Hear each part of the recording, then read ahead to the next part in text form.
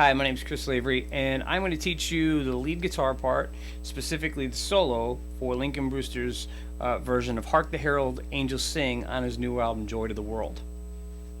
Okay, so if you're a praise and worship guitarist right now, your worship leader might have chosen this song because of the holidays this year. It's new, but yet it's a traditional song in the sense that people will identify with it. So it's a great way to kind of keep things fresh in your worship band. So anyway, typical Lincoln Brewster stuff. It's got a nice guitar part, and I'm going to basically show you the solo. The key thing I'm going to tell you that Lincoln Brewster does, having owned a couple of his videos and seen them live, Lincoln tends to use his volume control a lot.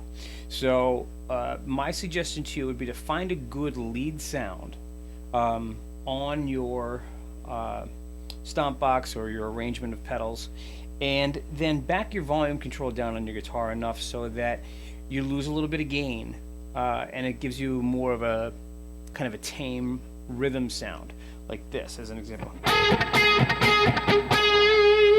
But when you play your lead, bring your volume all the way up.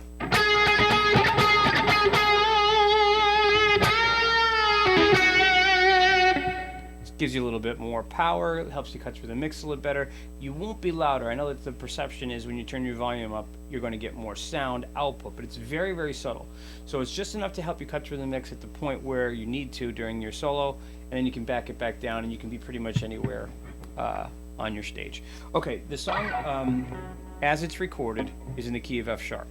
I am cabling the 2nd fret to facilitate the chord shapes and make it a little bit easier to play, but you can tune your guitar differently if you want to. So I'm gonna, if the capo was the nut, I'm gonna be in the 4th position, and I'm gonna use the major scale pattern there, and the major scale pattern is basically with your pinky on the 9th fret of the guitar.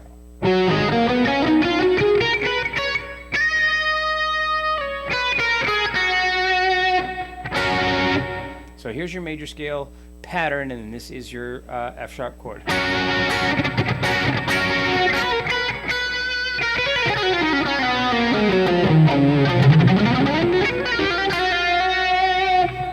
All right, so anyway, from this pattern, you're going to have all your basic chords in the song, and the solo basically starts off on the 9th fret and the 7th fret. You're going to slide into the 9.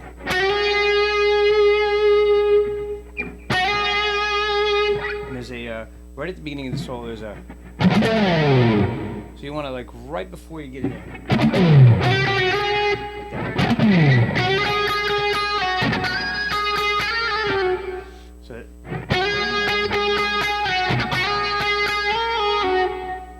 So that's just basically 7, 9, 11. So you're gonna.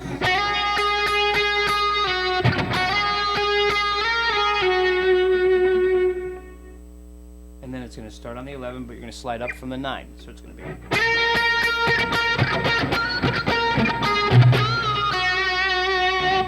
So that's starting on the 9, sliding up to the 11 for the first note.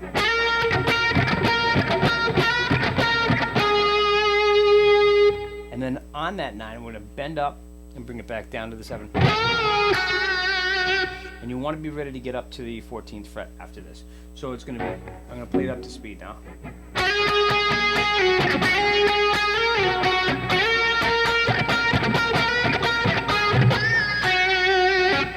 Alright, the second half of the solo is a little bit trickier. Here's how I like to play it. On the 14th fret, 1st finger, and I use my 3rd finger because it's a little stronger for bending. I'm going to bend on the 16th fret, so I'm going to go.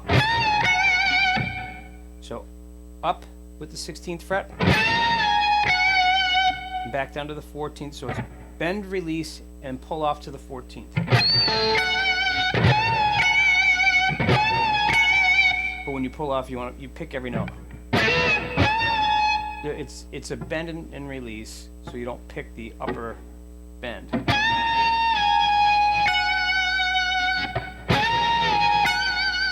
And then you do the same thing on the string below. And it's that same kind of pace. 1, 2, 3, 4. And then you slide down to the 11th fret.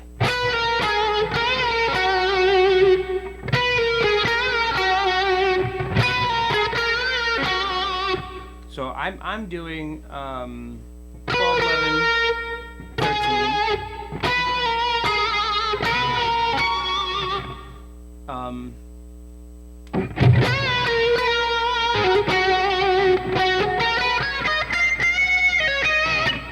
All right.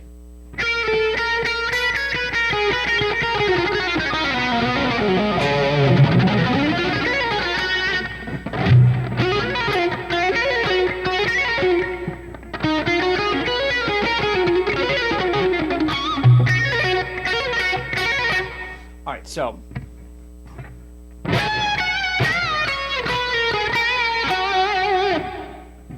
and then when you get to the so that's the third part of the song.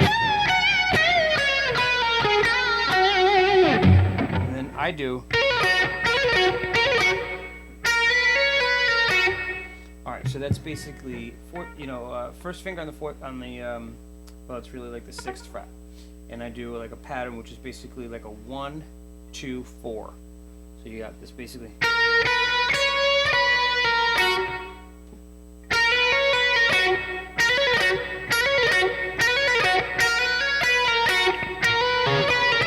And I'm only picking one time.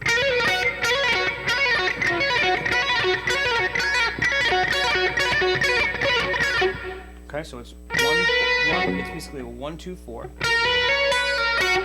So it's a hammer on, pull off. Hammer them all on, pull them all off.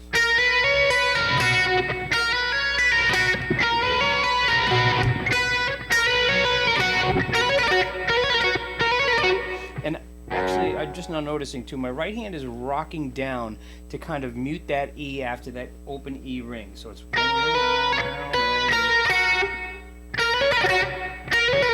Because if not, here's what happens. You get all sorts of garbage ringing. So.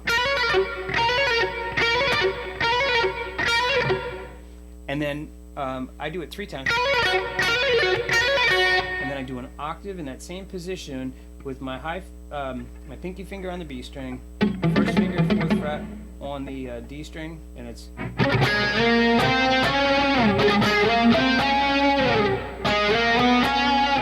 And it's just basically 4th position, 6th position, and then 9th position. So you just